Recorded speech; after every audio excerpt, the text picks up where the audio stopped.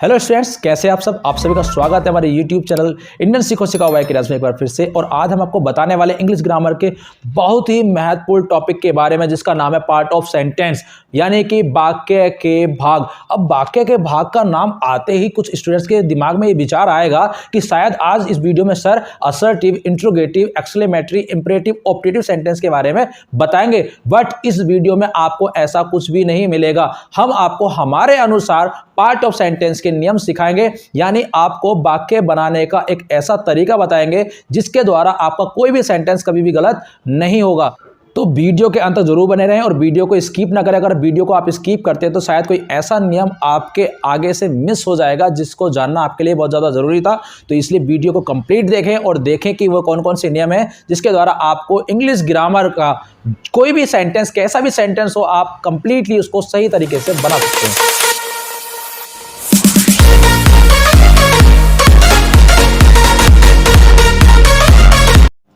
तो बात करें हम पार्ट ऑफ सेंटेंस की। पार्ट ऑफ सेंटेंस का हिंदी अनुवाद है वाक्य के भाग। यहां पर वाक्य के भाग से मतलब वह है कि जो एक संपूर्ण वाक्य होता है उसके अंदर जितने भी शब्द होते हैं, जैसे ये क्या कहलाएगा, ये क्या कहलाएगा, ये क्या कहलाएगा, ये जो शब्द होते हैं इनको हम क्या क्या कहते हैं, आज हम आपको बताएंगे।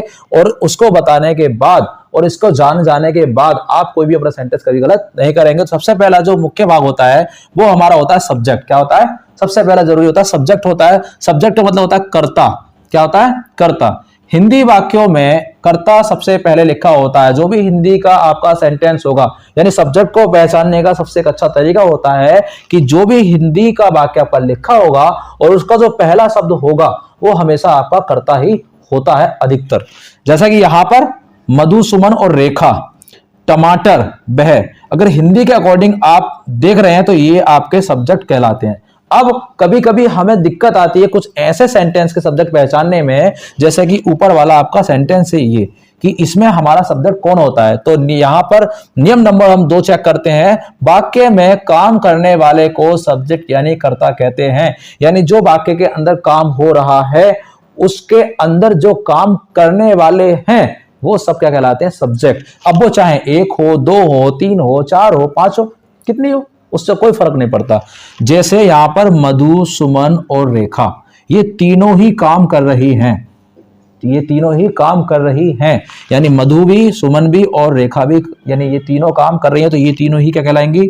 सब्जेक्ट कहलाएंगी। कुछ स्टूडेंट्स क्या करते हैं, मधु को शुरू में, अंग्रेजी बनाते हुए समय मधु को शुरू में लिख दिया, सुमन को लास्ट में ले गए और रेखा को भी भूल गए बीच में कहीं।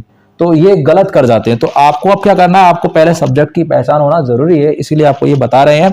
दूसरा आपका है, तीसरा नियम है यहां पर, वाक्य में जिस प्राणी, वस्तु अथवा स्थान के बारे में बात की जाती है। मान लीजिए आपने अभी तक ये पढ़ रखा है कि वाक्य में काम करने वाले को ही हम सब्जेक्ट कहते हैं, क्लियर। लेकिन अब सेंटेंस हमारा यहां पर नंबर 2 देखिए, यहां पर लिखा टमाटर लाल होते हैं। टमाटर लाल होते हैं। आप मुझे जरा बताइए कि इस सेंटेंस में कहीं काम हो रहा है? नहीं हो रहा। तो ऐसे वाक्यों में सब्जेक्ट को पहचानने में स्टूडेंट्स गलती कर जाते हैं। तो ऐसे सेंटेंस को पहचानने के लिए सबसे आसान तरीका होता है ये नियम पढ़ना कि वाक्य में जिस प्राणी, वस्तु अथवा स्थान के बारे में बात की जाती है। तो इस सेंटेंस में हम किसके बारे में बात कर रहे हैं? टमाटर के बारे में। किसके? टमाटर के बारे में बात कर रहे हैं। तो इसीलिए आपका सब्जेक्ट ये होगा, ठीक है। यानी जिसके बारे में बात आप करोगे और वाक्य में कोई काम नहीं हो रहा हो तो वो आपका सब्जेक्ट कहलाता है। तीसरा है, वह तालाब में मछली पकड़ता है। तो ये इसलिए दिया है क्योंकि यहां पर मधु एक नाम आया, टमाटर भी यहां पर एक नाम है, यानी संज्ञा आई, लेकिन ये प्रोनाउन के रूप में है, लेकिन ये भी क्या कहलाएगा? सब्जेक्ट ही कहलाएगा। वह तालाब में मछली पकड़ता है, यानी ये भी काम कर रहा है। अब मोस्टली बात आती है कि कभी कभी कुछ सेंटेंस ऐसे होते हैं जहां पर हमें सब्जेक्ट की बिल्कुल भी जानकारी नहीं हो पाती है, तो उस जगह पर हमें क्या करना है? तो उसके लिए आपको नियम नंबर 4 पढ़ना है। वाक्य में कौन या किसने का, कौन या किसने का सवाल करने पर उत्तर में हमेशा आपको सब्जेक्ट प्राप्त होगा। जैसे गीत कौन गाती हैं, यानी जो शुरू में आपके लिखे हुए शब्द होंगे आप उनको छोड़ दो और बाकी के आप सवाल करो गीत कौन गाती हैं, तो आंसर आपका आ जाएगा मधु, सुमन और रेखा। लाल कौन होते हैं? टमाटर। तालाब में मछली कौन पकड़ता है? वह। क्लियर। तो इस तरीके से आप अपने सब्जेक्ट का भी पता लगा सकते हैं। अब नियम नंबर 2, नियम नंबर 2 में हेल्पिंग वर्ब। क्या है? Helping verb. यहां पर वर्ब नहीं लिखा है, वर्ब का मतलब था क्रिया, और इसके अंदर बताया था आपको ट्रांसिटिव, इंट्रांसिटिव, मॉडल, एक्सिलरीज, ये सारे वर्ब्स के बारे में बताया था। लेकिन हमने बताया था आपको कि यहां पर हम आपको अपने नियम के अनुसार चलाएंगे। तो यहां पर आपको नियम नंबर 2 याद रखना हमेशा, हेल्पिंग वर्ब, जिसको हिंदी में कहते हैं सहायक क्रिया। नंबर 1 इसको पहचानने का तरीका क्या होता है, हिंदी, यह हिंदी वाक्यों में वाक्य के सबसे अंत में लिखी होती है, तथा इससे यह पता चलता है कि वाक्य में कोई काम या बात किस समय में होता है। यानी कुल मिलाकर बात सिर्फ इतनी है कि ये आपको समय का ज्ञान कराती है कि आप जो कार्य कर रहे हैं या जो बात कर रहे हैं वो प्रेजेंट में कर रहे हैं, पास्ट में कर रहे हैं या फ्यूचर में कर रहे हैं। आपको जो ज्ञान हमेशा ये कराएगा वो आपका हेल्पिंग वर्ब होगा। पहला सेंटेंस है, तुम जंगल में लकड़ी काट रहे थे। यानी हमें इस शब्द से पता लगता है कि जो वाक्य में काम हो रहा है वो पास्ट टेंस में, किसमें, पास्ट टेंस यानी भूतकाल में हो रहा है। तुम्हारे पास एक किताब है, ये जो है शब्द लिखा है, तो इससे हमें पता चल रहा है कि ये जो बात हुई है ये प्रेजेंट टेंस में हुई है, किसमें हुई है, यानी वर्तमान काल में हुई है। राधा स्कूल 5 बजे जाएगी, तो यहां पर ये जो गी लिखा है यानी कि आपको आने वाले समय के बारे में बता रहे हैं, यानी फ्यूचर के बारे में, यानी भविष्य काल के बारे में बता रहे हैं। तो यहां पर हेल्पिंग वर्ब का जो कार्य होता है वो आपको समय का ज्ञान कराने का होता है, और जिसकी जानकारी हमेशा आपको तब मिलेगी जब आपको वाक्य के लास्ट में पता होगा कि ये शब्द कौन से टेंस का है, ये शब्द कौन से टेंस का है, एंड ये शब्द कौन से टेंस का है। हालांकि जो टेंस होते हैं वो 3 प्रकार के होते हैं और उनके 4-4 भाग होते हैं, तो उन सब की अलग अलग तरीके से पहचान होती है। लेकिन सभी पहचानों में एक बात कॉमन मिलेगी कि उनके लास्ट में था, अगर पास्ट का टेंस होगा तो था, थी, थे मिलेगा, प्रेजेंट का होगा तो है, हो मिलेगा, और फ्यूचर का होगा तो गा, गी, गे मिलेगा। इसके अलावा कोई भी अतिरिक्त शब्द नहीं होता है, भले उससे पहले कुछ भी लिखा हुआ हो। ठीक है, नंबर आपका 3 है। 3 नियम नंबर है मेन वर्ब यानी मुख्य क्रिया। यानी मुख्य क्रिया किसे कहते हैं। नंबर 1, ये हिंदी वाक्यों में वाक्य की हेल्पिंग वर्ब से ठीक पहले लिखी होती है, यानी जो हिंदी का आपका वाक्य होगा उससे ठीक पहले जो शब्द लिखा होगा वो आपका मेन वर्ब कहलाता है। दूसरा है, वाक्य में हो रहे काम को ही, जो वाक्य के अंदर काम हो रहा होगा उसको ही मेन वर्ब यानी मुख्य क्रिया कहते हैं। क्लियर। नंबर 3, कभी कभी वाक्य में 2 कार्य भी एक साथ लिखे आते हैं। कभी कभी कुछ वाक्य ऐसे होते हैं जिनमें 2 काम एक साथ होते हैं, तो उनमें जो सबसे जरूरी काम होगा, जो सबसे जरूरी काम होता है उसे ही हम मेन वर्ब यानी मुख्य क्रिया कहते हैं। यानी इस मुख्य क्रिया को हम एक फाइनाइट वर्ब भी बुला सकते हैं, उसका नाम एक फाइनाइट वर्ब भी होता है, यानी फाइनाइट वर्ब भी हम उसको कह सकते हैं। जैसे यहां पर एग्जांपल्स लिखे हैं, वह लकड़ी काट रहा था, तो ये था आपका हेल्पिंग वर्ब हुआ, इसलिए जैसे बताया था भी नियम में। लेकिन रहा भी इसकी पहचान है, किसी सेंटेंस की पहचान है। ठीक है, तो इससे पहले जो शब्द होगा आपका ये आपका मेन वर्ब है। क्या है, मेन वर्ब। यानी इस वाक्य में क्या काम हो रहा था, वह लकड़ी काट रहा था, तो इस वाक्य में काटने का काम हो रहा था। तो जो वाक्य में काम होता है वह हमेशा आपका मेन वर्ब कहलाता है।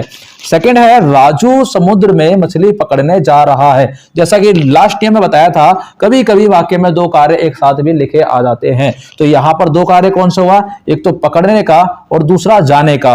तो इसमें जो सबसे जरूरी होगा आप उसको ही मुख्य क्रिया का दर्जा देते हैं, और सबसे जरूरी कौन सा होगा, आपका जाने का। जब जाएगा ही नहीं तो पकड़ेगा भी नहीं, और इसीलिए इसको लिखने के बाद नियम होता है कि जो मुख्य क्रिया आप लिखेंगे उसकी जो अवस्था मांगी गई होगी वो अवस्था देने के बाद में आप टू लगाते हैं। क्या लगाते हैं, टू। और फिर उसके बाद जो आपकी दूसरा कार्य दे रखा होगा उसकी हमेशा फर्स्ट फॉर्म ही लगेगी। उसकी हमेशा कौन सी फॉर्म लगेगी, फर्स्ट फॉर्म ही लगेगी। इसीलिए इन सेंटेंस को फाइनाइट वर्ब भी कहा जाता है, यानी इसीलिए मुख्य क्रिया को आप क्या कहते हैं, फाइनाइट वर्ब भी कहते हैं। अब है आपका नियम नंबर 4, इनडायरेक्ट ऑब्जेक्ट अप्रत्यक्ष कर्म। और इसको आपको थोड़ा सा ध्यान से देखने की जरूरत इसलिए भी है क्योंकि डायरेक्ट ऑब्जेक्ट और इनडायरेक्ट ऑब्जेक्ट ऐसे वर्ड होते हैं जो अधिकतर आपके सेंटेंस को गलत करा देते हैं। अगर आपको इनकी जानकारी सही तरीके से नहीं होती और आप सही तरीके से इनको नहीं लिख पाते हैं, तो थोड़ा सा इस पर फोकस कर लेना प्लीज, रिक्वेस्ट है आप सभी से। जैसा यहाँ पर लिखा है, ये हिंदी वाक्यों में वाक्य के सब्जेक्ट यानी कर्ता के बाद लिखा होता है। तो ये आपका सब्जेक्ट के बाद में जो लिखा हुआ होगा वो आपका होगा इनडायरेक्ट ऑब्जेक्ट। क्या होगा? Indirect object. दूसरा, यह वाक्य में कोई जीवित प्राणी होता है, इसको देखा नहीं जा सकता, यानी कोई जीवित प्राणी होगा लेकिन आप उसको देख नहीं सकते, इसीलिए इसका नाम इनडायरेक्ट ऑब्जेक्ट है। इनडायरेक्ट मतलब क्या होता है? जिसको हम देख नहीं सकते। तीसरी बात है, वाक्य में किसको का सवाल करने पर उत्तर में इनडायरेक्ट ऑब्जेक्ट यानी अप्रत्यक्ष कर्म प्राप्त होता है। जैसे कि हम करते हैं, वह किसको हिंदी सिखा रहा था? तो तुम्हें। राम किसको किताब देता था? यानी उसे। तो उसे की अगर हम अंग्रेजी यहां लगा, तो उसे की अगर हम यहां अंग्रेजी लगाएंगे तो हिम आएगा, और हिम हमेशा हम उसके लिए करते हैं जो सजीव होता है। किसके लिए? सजीव का इस्तेमाल करते हैं, और ये कोई जीवित प्राणी होता है बट उसको हम देख नहीं सकते। तो हमेशा याद रखना कि जो सब्जेक्ट होगा उसके बाद में अधिकतर आपका इनडायरेक्ट ऑब्जेक्ट आता है, अधिकतर। ठीक है, मोस्टली जो आता है वो आपका सब्जेक्ट के बाद में ही क्या आता है? इनडायरेक्ट ऑब्जेक्ट आता है। अब इस वीडियो का सबसे लास्ट टॉपिक है आपका डायरेक्ट ऑब्जेक्ट यानी प्रत्यक्ष कर्म। यह हिंदी वाक्यों में वाक्य के इनडायरेक्ट ऑब्जेक्ट यानी अप्रत्यक्ष कर्म के बाद लिखा होता है। नियम नंबर 4 का जो आपने अगर पढ़ लिया होगा और समझ लिया होगा तो आपको ये समझने में बिल्कुल भी दिक्कत होने वाली नहीं है, क्योंकि ये इनडायरेक्ट ऑब्जेक्ट के बिल्कुल अपोजिट है, यानी विपरीत है। जैसा नियम नंबर 2 भी है, ये वाक्यों में कोई निर्जीव वस्तु होती है, निर्जीव वस्तु होती है जिसको देखा जा सकता है, यानी आप इसको देख सकते हैं। ठीक है। नंबर 3, वाक्य में क्या का सवाल करने पर उत्तर में आपको डायरेक्ट ऑब्जेक्ट प्राप्त होता है। नंबर 4 और ये महत्वपूर्ण है, कभी कभी वाक्य में इनडायरेक्ट ऑब्जेक्ट ना लिखे होने के कारण यह सब्जेक्ट के ठीक बाद भी आ जाता है। ठीक है। तो जैसा यहां पर बताया है, राम उसे किताब देता था, तो पहले आपको बताया था कि ये आपका इनडायरेक्ट ऑब्जेक्ट है क्योंकि ये सजीव है कोई और इसको हम देख नहीं सकते। तो इसके बाद जैसा रूल नंबर 1 है, ये हिंदी वाक्यों में इनडायरेक्ट ऑब्जेक्ट के ठीक बाद आता है, तो इसके बाद ये जो शब्द है आपका, ये आपका डायरेक्ट ऑब्जेक्ट होगा। क्या होगा? डायरेक्ट ऑब्जेक्ट होगा, क्योंकि यहां साफ साफ लिखा है कि वाक्य में कोई निर्जीव वस्तु होती है, और किताब क्या होती है? वस्तु होती है। कैसी वस्तु होती है? निर्जीव वस्तु होती है, और इसको आप देख सकते हैं। क्या कर सकते हैं? देख सकते हैं। तीसरी बात है, वाक्य में क्या का सवाल करने पर उत्तर में डायरेक्ट ऑब्जेक्ट अप्रत्यक्ष कर्म को प्राप्त करते हैं आप। राम उसे क्या देता था? किताब। वह क्या धोता है? कपड़े। सिंपल। नंबर 4 है, कभी कभी वाक्य में इनडायरेक्ट ऑब्जेक्ट ना लिखे होने के कारण ये आपको सब्जेक्ट के ठीक बाद भी मिल जाता है। तो यहां पर इनडायरेक्ट ऑब्जेक्ट है सब्जेक्ट के बाद, लेकिन यहां पर नहीं है, तो यहां पर आपका डायरेक्ट ऑब्जेक्ट ये ही होगा। ठीक है। तो कुछ जगहों पर नहीं भी होता है। तो इस प्रकार से जो सबसे जरूरी नियम थे आपके लिए पार्ट ऑफ सेंटेंस के, सेंटेंस के भागों को पहचानने के, उनकी प्रत्येक की मैंने आपको डिटेल में पहचान कराई है। और अब लास्ट में मैं आपको एक ऐसा फॉर्मूला बताने जा रहा हूं जिसको जानने के बाद मुझे विश्वास है कि आप अपना कोई भी सेंटेंस गलत नहीं करेंगे। तो इस वीडियो का जो निष्कर्ष है वो आपके सामने रखा है, जिसका मतलब है सबसे पहले आपको सब्जेक्ट ढूंढना है, फिर हेल्पिंग वर्ब देखना है, फिर मेन वर्ब, फिर इनडायरेक्ट ऑब्जेक्ट, फिर डायरेक्ट ऑब्जेक्ट, और बाकी के अकॉर्डिंग जैसा ही आपका इंट्रोगेटिव है तो क्वेश्चन मार्क, और अगर आपका अफर्मेटिव है नेगेटिव है तो आपको फुल स्टॉप का इस्तेमाल करना है। और रही बात कुछ इसमें आता है कि एक्स्ट्रा वर्ड, तो वो जैसे जैसे आप नियम पढ़ते जाएंगे उन सारी चीजों को भी हम आपके सामने लाते जाएंगे कि उनका कैसे आपको इस्तेमाल करना है और कहां पर किस क्रम में उनको रखना है। लेकिन किसी भी एक सही सेंटेंस को बनाने के लिए आपको वाक्य का ये सही क्रम आना बहुत ज्यादा जरूरी है। अगर आपको ये सही क्रम आ जाता है तो दुनिया का कोई भी ऐसा सेंटेंस नहीं है जो आपसे बचकर चला जाए। इस बात की मैं आपको गारंटी दे सकता हूं, क्योंकि जितना भी सेंटेंस आप बनाओगे, कोई सा भी सेंटेंस बनाओगे, उसमें इन्हीं सब का इस्तेमाल होगा। इसके अलावा कोई भी अतिरिक्त चीजें उसमें नहीं आती हैं, बस इनको थोड़ा सा इसमें फेरबदल कर दिया जाता है, और वो सब आप धीरे धीरे सीख जाएंगे जब आप मुझसे लगातार जुड़े रहेंगे। तो जैसा कि हमने सेंटेंस लिखा भी है तो हम ढूंढ लेते हैं। सबसे पहले हमारा हिंदी में हमको पता लग गया कि हमारा सब्जेक्ट है। हेल्पिंग वर्ब का हमें यहां से पता लगता है कि हमारा हेल्पिंग वर्ब है, और मेन वर्ब हमारा यहां हमको पता लगा कि मेन वर्ब है।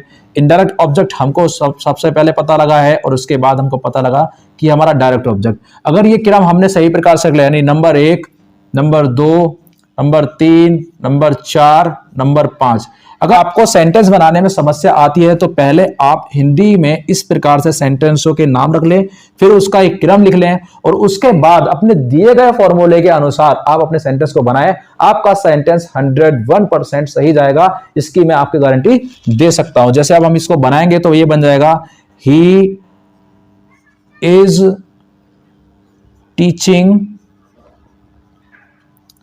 अस बुक। And full stop.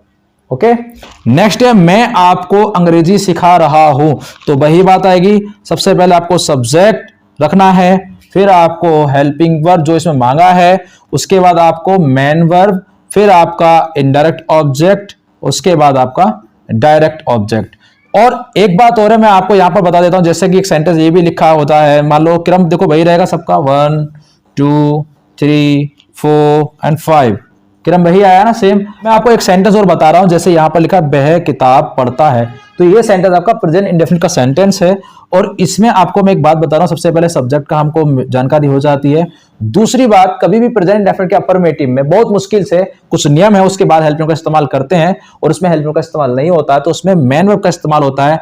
तो आप इसको छोड़ देंगे, आप सिर्फ मेन वर्ब का ध्यान रखेंगे और यहां मेन वर्ब लिखाएंगे, और उसके बाद में आप डायरेक्ट ऑब्जेक्ट। यानी कि कहने का तात्पर्य यह है कि जो आपके वाक्य में चीजें दे रखी होंगी, आपको उनको पहचानने के बाद उसको ही निशान लगाना है और उसको लिख लेना है यहां पर, फिर आपका सेंटेंस सही हो जाएगा। यदि आपका हेल्पिंग वर्ब वाक्य में नहीं है तो उसको छोड़ देना, ये नहीं कि यहां फॉर्मूला लिख गया है तो इसको 100% आपको ढूंढ के ही लाना है। इनडायरेक्ट ऑब्जेक्ट सर ने फॉर्मूला लिख दिया, इसको लाना है नहीं। वाक्य में जिस चीज की आवश्यकता है सिर्फ आप उसको ही अपनी कॉपी में नोट करेंगे, जिसकी आवश्यकता नहीं है उसको नोट नहीं करना है। फिर उसके बाद ये क्रम बन जाता है और इस क्रम से आप सेंटेंस बनाएंगे तो आपका सेंटेंस सही जाएगा। तो उम्मीद करता हूं कि आपको मेरा आज का ये वीडियो समझ में आया होगा और पार्ट ऑफ सेंटेंस को समझने में आपको काफी मदद मिलेगी, और आपके जो वाक्य बनाएंगे आप उनमें भी आपको शायद काफी मदद मिलेगी। और यदि आपको लग रहा है कि आपकी पढ़ाई में हेल्प करेगा तो आप इस वीडियो को लाइक कीजिएगा, कमेंट्स कर हमें अपनी राय जरूर बताइएगा, और अपने मित्रों फ्रेंड्स को हमारा वीडियो शेयर करना नहीं भूलिएगा। और अंत में सबसे जरूरी बात कि यदि आप हमारे यूट्यूब चैनल पर अभी नए आए और आपने अभी तक हमारे चैनल को सब्सक्राइब नहीं किया है तो प्लीज आप चैनल को सब्सक्राइब कर लीजिएगा, साथ ही पास में जो बेल आइकन उसको दबाइएगा, ताकि जितने भी नए वीडियोस बने उसका नोटिफिकेशन सबसे पहले आपके पास पहुंचे और आपकी पढ़ाई में हेल्प हो। तो मिलते हैं नए टॉपिक के साथ, नए अंदाज के साथ, तब तक के लिए आपसे विदा लेते हैं। थैंक यू, धन्यवाद, जय हिंद, जय भारत।